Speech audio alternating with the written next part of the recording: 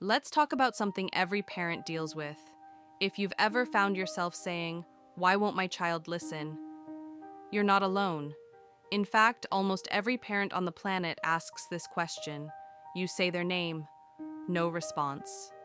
You give an instruction, silence.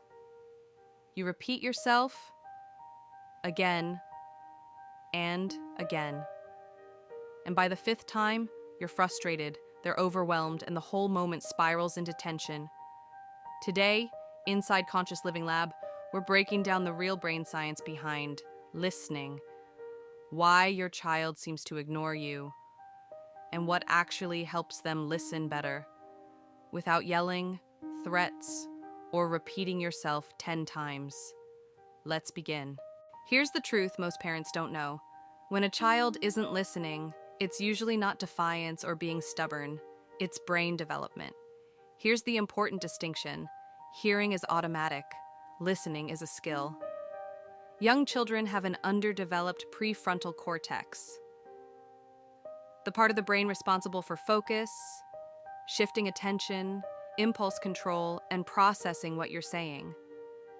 That means if your child is already engaged in something, building, imagining, watching, or creating, their brain is fully locked in. You're talking, but they literally don't register it yet. Not because they don't care, but because they can't switch gears that fast.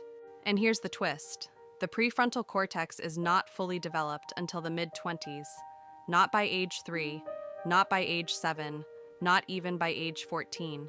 So when you say, "Put on your shoes," "Come to the dining table," or "Clean your room," your child isn't thinking, "No, I will not obey." Their brain is thinking, "My attention is glued here, and switching tasks is hard." Their brain is still fully absorbed in the task they are busy with. Kids enter deep focus states, especially during creative or sensory play. Interrupting that state requires a pause, cognitive shifting, emotional willingness, and understanding. That's a lot of steps for a developing brain. Imagine you're deeply focused on something important, and someone interrupts you. You hear them, but your brain needs a moment to switch lanes. Children need even more time to make that transition. Now add emotions. If a child is tired, overstimulated, hungry, or dysregulated, listening becomes almost impossible. When the nervous system is in stress mode, the thinking brain goes offline. Instructions feel overwhelming. Even simple requests feel huge.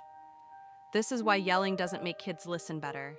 It actually shuts the brain down even more. When a parent's tone gets sharp or angry, a child's fight or flight system activates instantly. Their heart rate increases, their stress hormones rise. Their brain goes from trying to listen to trying to protect itself. Long-term, repeated yelling can create anxious, highly sensitive, or avoidant listeners. Children who freeze or shut down instead of responding, not because they're stubborn, but because their nervous system has learned to brace for impact.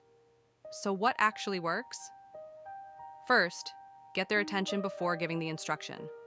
Move closer. Lower yourself to their level. Make gentle eye contact. Gently touch their shoulders. Say their name calmly. Give the brain a few seconds to shift, then speak. Second, keep instructions short and specific. Children process simple language much faster. Shoes first, then the car. Or, "Toys in the basket, please," works better than a 5-sentence explanation. Third, check their emotional state. Are they tired, hungry, overstimulated? If yes, regulate first, correct later. A calm child can listen, a flooded child can't. Use co-regulation, not control. Listening improves when kids feel connected and safe. Try a warm tone. "I know it's hard to stop playing. I'll help you start." Kids listen better when they feel understood, not bossed. Fourth, Give a transition cue. Kids struggle with sudden shifts. Before giving a direction, try. In 2 minutes, we're cleaning up. Or, after this puzzle piece, it's bath time. Predictability equals cooperation. And finally, model what listening looks like. Kids learn the skill by watching us. When you are dysregulated, stressed, overwhelmed, or rushing, your child mirrors your nervous system.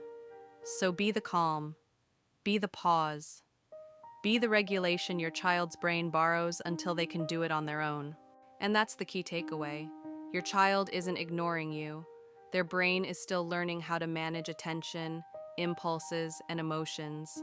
And you're learning too. So, take a breath. You're not doing this wrong. If you want simple, science-based guidance to make parenting easier, subscribe and stay with us. We're growing together, one small shift at a time.